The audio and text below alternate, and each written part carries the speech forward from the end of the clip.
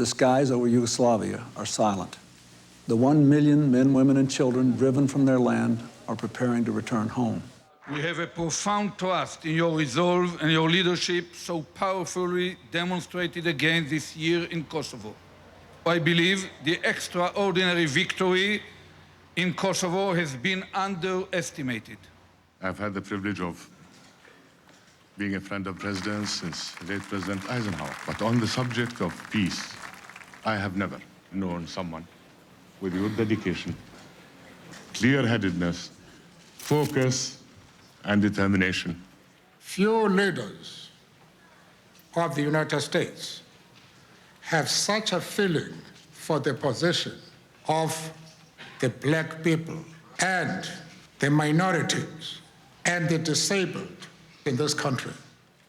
History will record that few have worked more tirelessly or more effectively than the President of the United States to prevent the breakdown of the peace process. You should have seen the way he was received by the General Assembly of the United Nations. The applause was spontaneous and overwhelming. If you look at the American economy, you look at the respect with which America is held right around the world today. If you look at the standing and authority of the president, it's a pretty impressive record for anyone. That is the man, my friend, who I respect so much.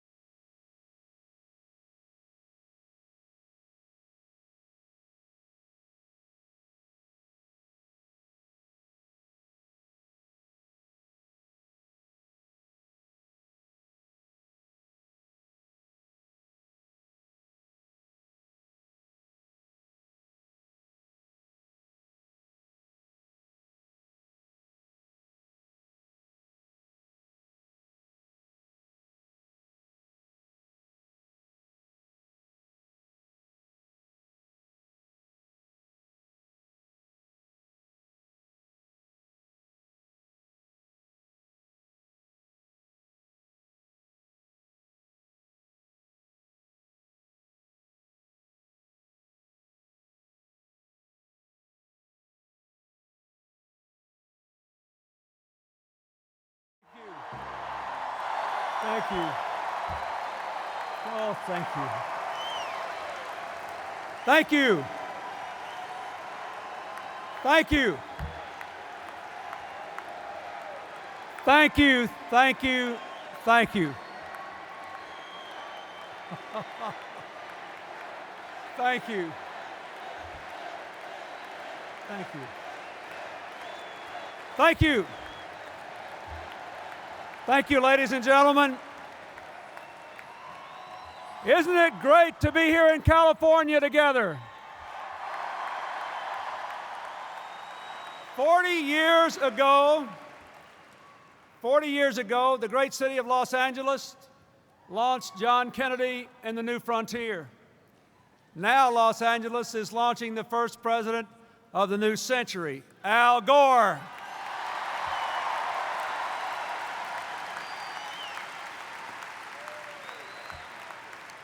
I come here tonight, above all, to say a heartfelt thank you. Thank you. Thank you for giving me the chance to serve. Thank you for being so good to Hillary and Chelsea. I am so proud of them. And didn't she give a good talk? I thought it was great. I thank you for supporting the new Democratic agenda that has taken our country to new heights of prosperity, peace, and progress. As always, of course, the lion's share of the credit goes to the American people who do the work, raise the kids, and dream the dreams. Now, at this moment of unprecedented good fortune, our people face a fundamental choice. Are we going to keep this progress and prosperity going? Yes, we are. But, my friends, we can't take our future for granted. We cannot take it for granted. So let's just remember how we got here. 8 years ago, when our party met in New York, it was in a far different time for America. Our economy was in trouble, our society was divided, our political system was paralyzed. 10 million of our fellow citizens were out of work, interest rates were high, the deficit was $290 billion and rising. After 12 years of Republican rule, the federal debt had quadrupled, imposing a crushing burden on our economy and on our children. Welfare rolls, crime, teen pregnancy, income inequality, all had been skyrocketing. And our government was part of the problem, not part of the solution. I saw all this in a very personal way in 1992, out there in the real America with many of you. I remember a child telling me her father broke down at the dinner table because he lost his job. I remember an older couple crying in front of me because they had to choose between filling their shopping carts and filling their prescriptions. I remember a hard-working immigrant in a hotel kitchen who said his son was not really free because he wasn't safe for him to play in the neighborhood park. I ran for president to change the future for those people.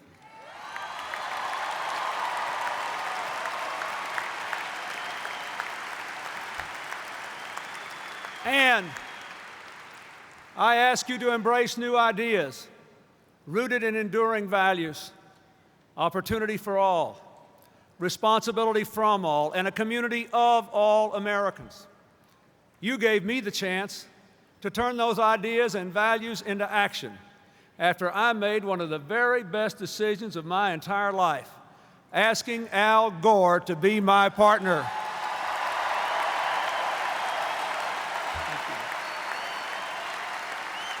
Now, first, we proposed a new economic strategy. Get rid of the deficit to reduce interest rates, invest more in our people, sell more American products abroad. We sent our plan to Congress. It passed by a single vote in both houses. In a deadlocked Senate, Al Gore cast the tie-breaking vote.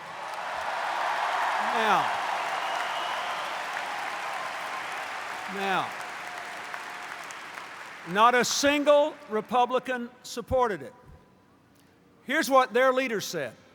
Their leaders said our plan would increase the deficit, kill jobs, and give us a one-way ticket to a recession.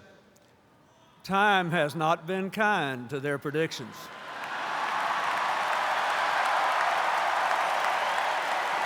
Now,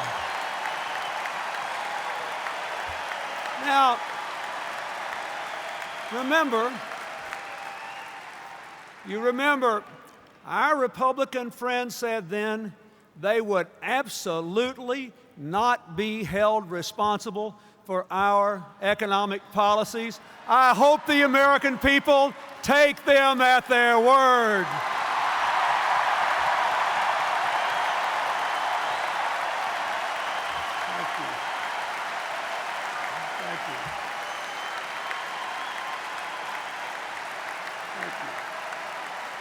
Now, today, after 7.5 years of hard effort, we're in the midst of the longest economic expansion in history. More than 22 million new jobs, the lowest unemployment in 30 years, the lowest female unemployment in 40 years, the lowest Hispanic and African American unemployment rate ever recorded, and the highest home ownership in history. Now, along the way, in 1995, we turned back the largest cuts in history in Medicare, Medicaid, education, and the environment. And just 2 years later, we proved that we could find a way to balance the budget and protect our values. Today, we have gone from the largest deficits in history to the largest surpluses in history. And if, but only if we stay on course, we can make America debt-free for the first time since Andy Jackson was president in 1835.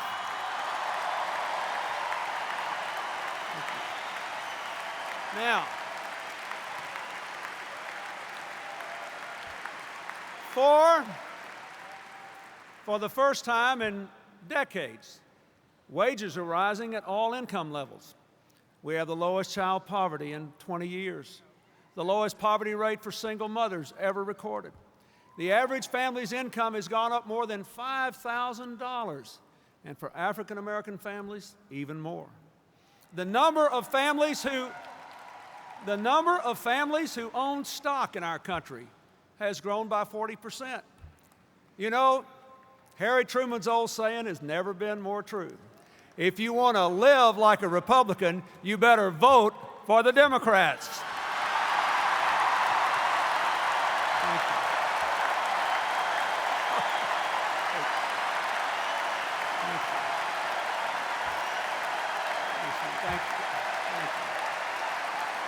Thank you. Now, but our progress is about far more than economics. America is also more hopeful, more secure, and more free. We're more hopeful because we're turning our schools around with higher standards, more accountability, more investment. We have doubled funding for Head Start and provided after-school and mentoring to more than 1 million more young people. We're putting 100,000 well-trained teachers in the early grades to lower class size.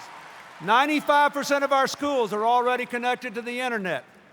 Reading, math, and SAT scores are up, and more students than ever are going on to college, thanks to the biggest expansion of college aid since the GI Bill 50 years ago. Now, don't let anybody tell you that all children can't learn or that our public schools can't make the grade. Yes, they can. Yes, they can.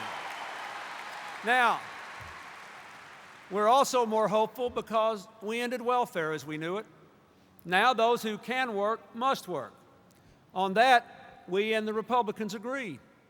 But we Democrats also insisted on support for good parenting so that poor children don't go hungry or lose their health care. Unmarried teens stay in school, and people get the job training, child care, and transportation they need. It has worked. Today, there are more than 7.5 million people who've moved from welfare to work, and the welfare rolls in our administration have been cut in half. Now, we're more hopeful because of the way we cut taxes to help Americans meet the challenges of work and child rearing. This year alone, our Hope Scholarship and Lifelong Learning tax credits will help 10 million families pay for college. Our Earned Income Tax Credit will help 15 million families work their way into the middle class. 25 million families will get a $500 child tax credit. Our Empowerment Zone tax credits are bringing new businesses and new jobs to our hardest pressed communities, from the inner cities to Appalachia to the Mississippi Delta to our Native American reservations.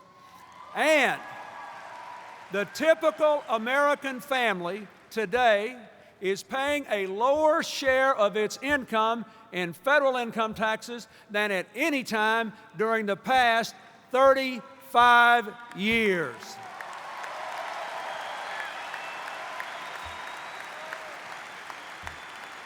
We are more hopeful because of the Family and Medical Leave Act, a bill that the previous administration vetoed. They said it would cost jobs. It's the first bill I signed. And we now have a test. 22 million new jobs later, over 20 million Americans have been able to take a little time off to care for a newborn child or a sick relative. That's what it means. That's what it really means to be pro-family.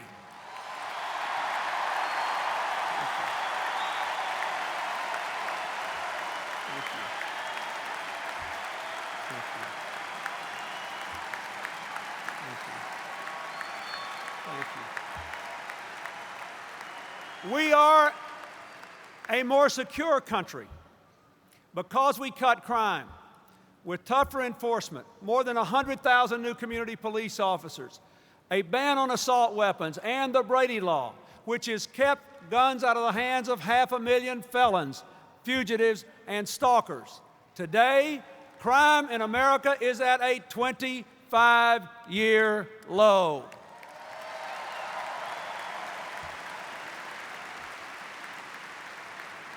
And we're more secure because of advances in health care.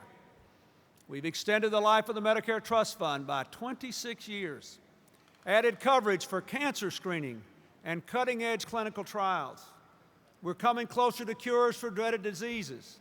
We made sure that people with disabilities could go to work without losing their health care, and that people could switch jobs without losing their coverage.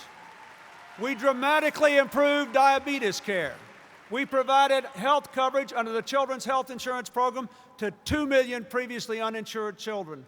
And for the first time in our history, more than 90% of our kids have been immunized against serious childhood diseases. You can be proud of that Democratic record.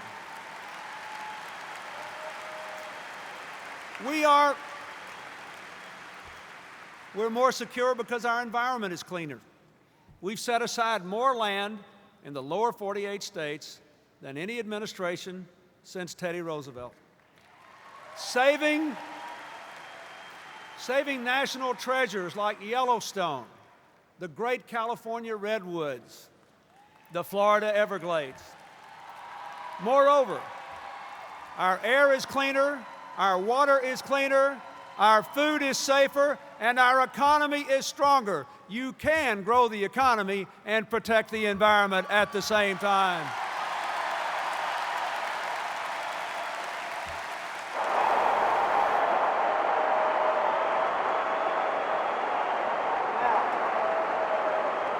free because we are closer today to the one America of our dreams, celebrating our diversity, affirming our common humanity, opposing all forms of bigotry, from church burnings to racial profiling to murderous hate crimes.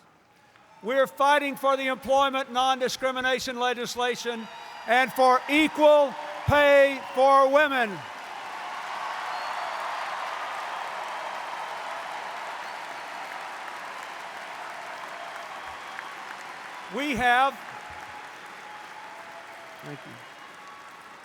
We found ways to mend, not end affirmative action. We've given America the most diverse administration in history. It really looks like America.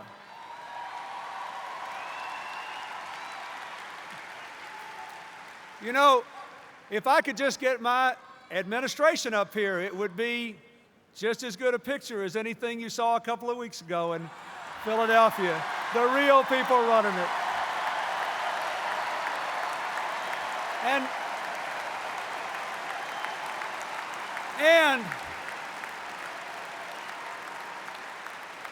And we created AmeriCorps, which already has given more than 150,000 of our young people a chance to earn some money for college by serving in our communities. We are more secure and we're more free because of our leadership in the world for peace, freedom, and prosperity, helping to end a generation of conflict in Northern Ireland, stopping the brutal ethnic cleansing in Bosnia and Kosovo, and bringing the Middle East closer than ever to a comprehensive peace. We built stronger ties to Africa, Asia, and our Latin American and Caribbean neighbors. We brought Poland, Hungary, and the Czech Republic into NATO. We're working with Russia to destroy nuclear weapons and materials. We're fighting head-on the new threats and injustices of the global age: terrorism, narco-trafficking, biological and chemical warfare, the trafficking in women and young girls, and the deadly spread of AIDS. And in the great tradition of President Jimmy Carter, who's here tonight, we are still the world's leading force for human rights around the world. Thank you, President Carter.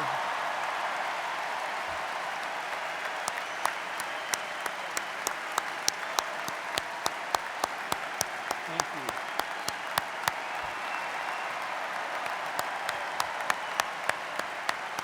Thank you. Now, the American military is the best trained, best equipped, most effective fighting force in the world. Our men and women have shown that time and again in Bosnia, in Kosovo, in Haiti, in Iraq. I can tell you that their strength, their spirit, their courage, and their commitment to freedom have never been greater. Any adversary who believes those who say otherwise is making a grave mistake. Now, my fellow Americans, that's the record. Or, as that very famous Los Angeles detective, Sergeant Joe Friday, used to say, just the facts, ma'am.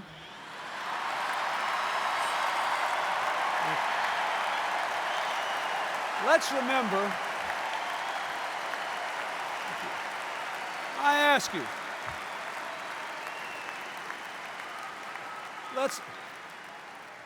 you, let's remember the standard our Republican friends used to have for whether a party should continue in office. My fellow Americans, are we better off today than we were 8 years ago?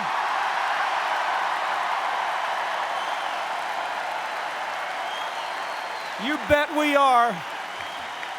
You bet we are.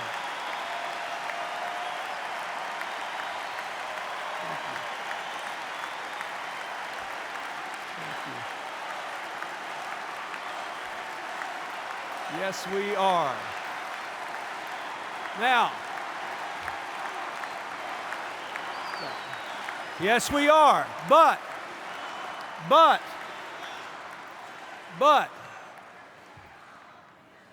yes, we are. But, we're not just better off, we're also a better country. We are today more tolerant, more decent, more humane, and more united. Now that's the purpose of prosperity.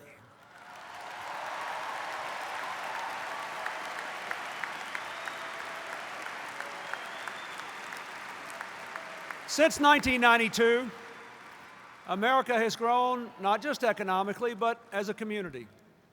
Yes, jobs are up, but so are adoptions. Yes, the debt is down, but so is teen pregnancy. We are becoming both more diverse and more united. My fellow Americans, tonight we can say with gratitude and humility, we built our bridge to the 21st century. We crossed that bridge together, and we're not going back.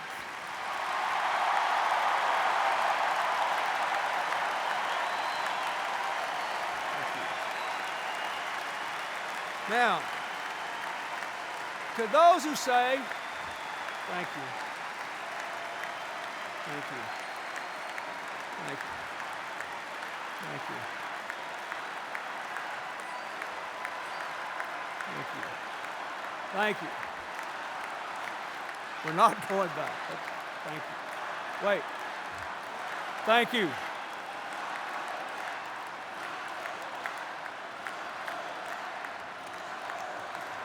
To those who say, and I'm sure you heard this somewhere in the last few days, to those who say the progress of these last 8 years was just some sort of accident that we just kind of coasted along, let me be clear.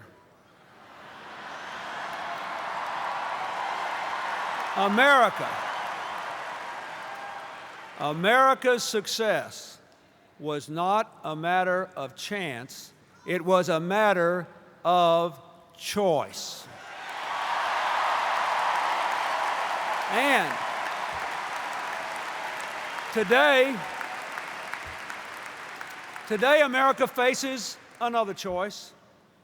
It's every bit as momentous as the one we faced 8 years ago. For what a nation does with its good fortune is just as stern a test of its character, values, and judgment as how it deals with adversity. My fellow Americans, this is a big election with great consequences for every American because the differences, the honest differences between our candidates and their visions are so profound. We can have a good old-fashioned election here. We should posit that our opponents are good, honorable, patriotic people and that we have honest differences, but the differences are there. Consider this, just this. We in America would already have this year a real Patients' Bill of Rights, a minimum wage increase, stronger equal pay laws for women, and middle-class tax cuts for college tuition and long-term care if the Democratic Party were in the majority in Congress with Dick Gephardt as Speaker and Tom Daschle as Majority Leader. And come November, they will be. Thank you. Thank you. Now,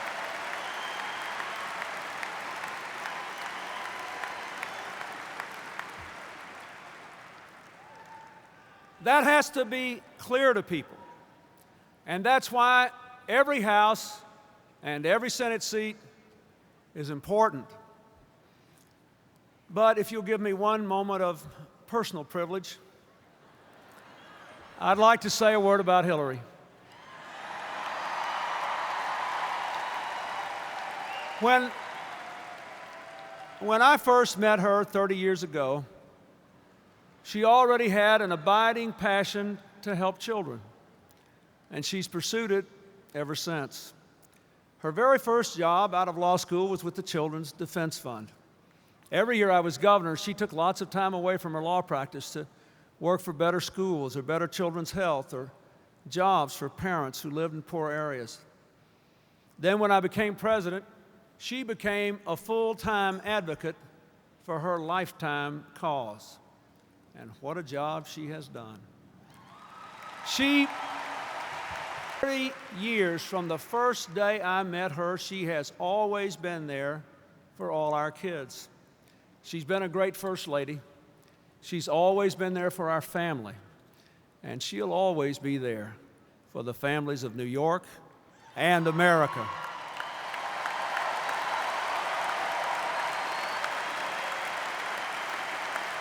Thank you. Now, thank you. Thank you. Of course, we all know that the biggest choice that the American people have to make this year is in the presidential race. Now, you all know how I feel. But it's not my decision to make. That belongs to the American people. I just want to tell all of you here in this great arena and all the folks watching and listening at home a few things that I know about Al Gore. We've worked closely together for 8 years now. In the most challenging moments when we face the most difficult issues of war and peace, of whether to take on some powerful interest, he was always there. And he always told me exactly what he thought was right. Everybody knows he is thoughtful and hardworking, but I can tell you personally, he is one strong leader. In 1993, there was nobody around the table more willing to make the tough choices to balance the budget the right way and take this tough stance against balancing the budget on the backs of the poor and working people of America. I have seen this kind of positioning and this kind of strength time and time again, whether it was in how we reform welfare or in protecting the environment or in closing the digital divide or bringing jobs to rural and urban America through the Empowerment Zone program. The greatest champion of ordinary Americans has always been Al Gore. I'll tell you something else about him.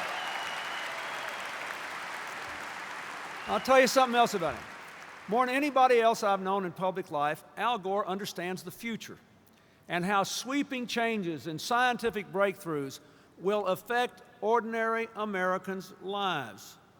And I think we need somebody in the White House at the dawn of the 21st century who really understands the future.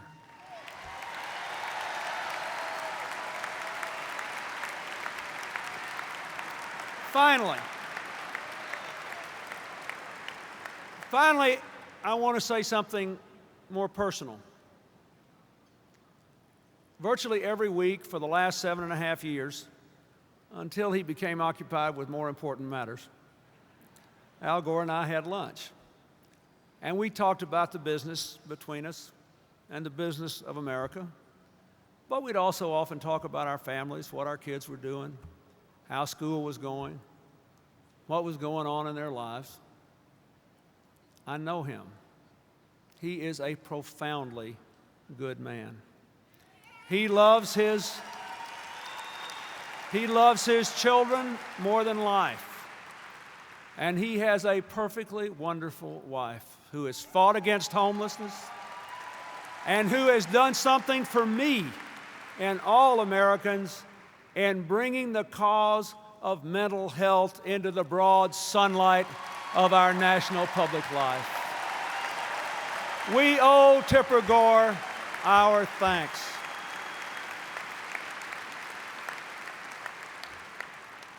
Al has picked a great partner in Joe Lieberman. There's the Connecticut crowd.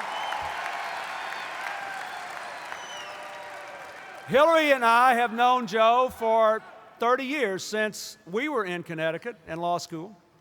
I supported him in his first race for public office in 1970 when I learned he had been a freedom rider, going into danger to register black voters in the then segregated South.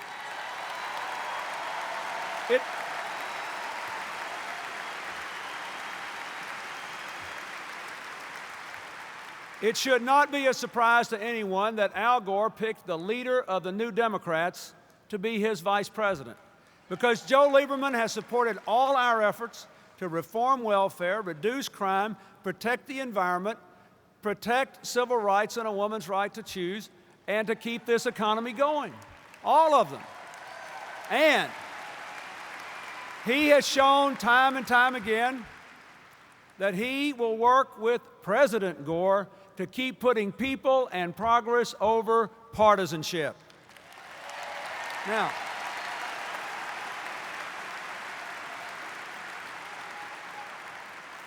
Now it's up, frankly, to the presidential nominee and the vice presidential nominee to engage in this debate and to point out the differences.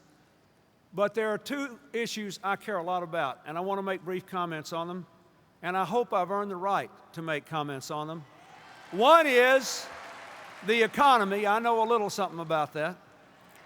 And the other is our efforts to build one America.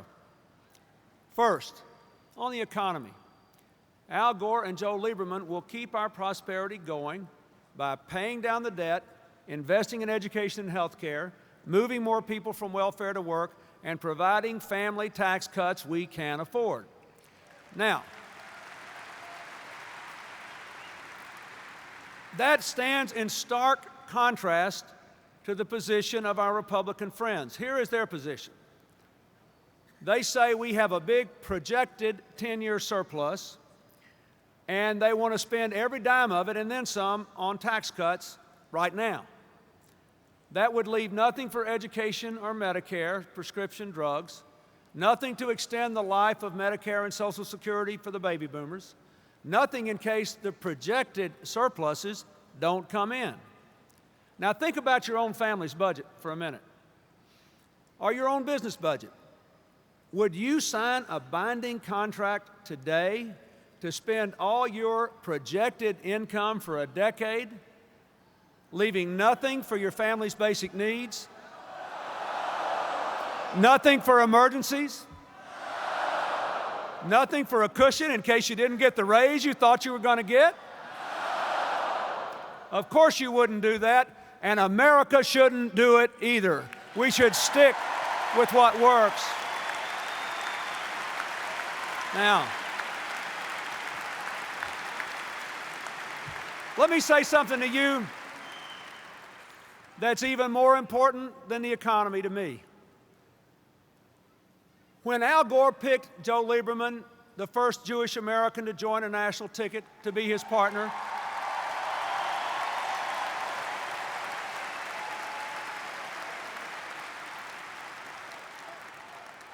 and he joined with our presidential nominee, who has, along with his great mother and late father, a lifetime commitment to civil rights and equal opportunity for all, even when it was not popular down home in the South. When they did that, we had a ticket that embodies the Democratic commitment to one America. They believe in civil rights and equal opportunity for everybody.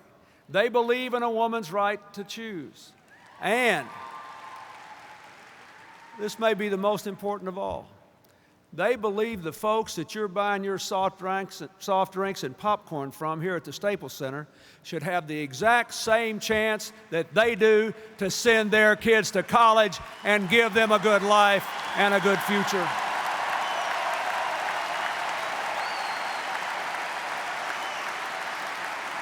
Now,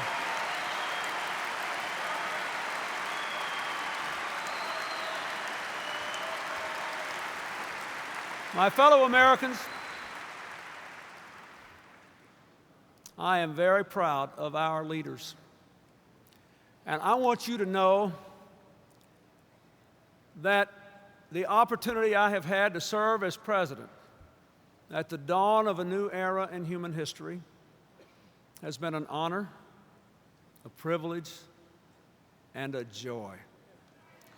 I have done everything I knew how to do to empower the American people, to unleash their amazing optimism and imagination and hard work, to turn our country around from where it was in 1992 and to get us moving forward together.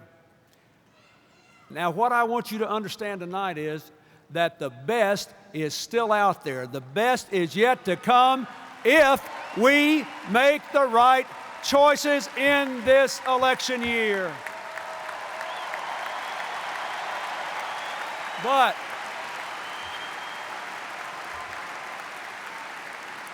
the choices will make all the difference. In February, the American people achieved the longest economic expansion in our history. When that happened, I asked our folks at the White House when the previous longest economic expansion was. You know when it was? It was from 1961 through 1969. Now, I want the young people especially to listen to this. I remember this well. I graduated from high school in 1964. Our country was still very sad because of President Kennedy's death, but full of hope under the leadership of President Johnson. And I assumed then, like most Americans, that our economy was absolutely on automatic, that nothing could derail it. I also believed then that our civil rights problems would all be solved in Congress and the courts. And in 1964, when we were enjoying the longest economic expansion in history, we never dreamed that Vietnam would so divide and wound America. So we took it for granted. And then, before we knew it, there were riots in the streets, even here. The leaders that I adored as a young man, Martin Luther King and Robert Kennedy, were killed. Lyndon Johnson, a president from my part of the country I admired so much for all he did for civil rights, for the elderly and the poor, said he would not run again because our nation was so divided. And then we had an election in 1968 that took America on a far different and more divisive course. And you know, within months after that election, the longest economic expansion in history was itself history. Why am I telling you this tonight? Not to take you down, but to keep you looking up. I have waited, not as president, but as your fellow citizen, for over 30 years to see my country once again in the position to build the future of our dreams for our children. We are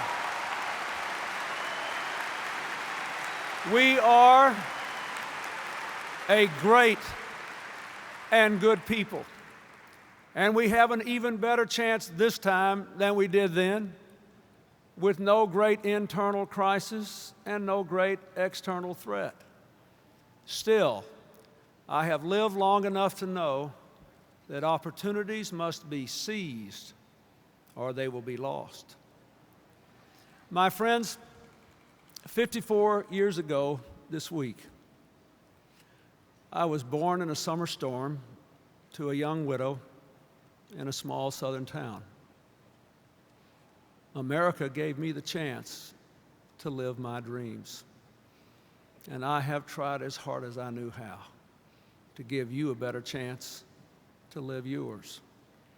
Now, my hair's a little grayer, my wrinkles are a little deeper, but with the same optimism and hope I brought to the work I loved so 8 years ago, I want you to know my heart is filled with gratitude. My fellow Americans, the future of our country is now in your hands. You must think hard, feel deeply, and choose wisely. And remember, whenever you think about me, keep putting people first.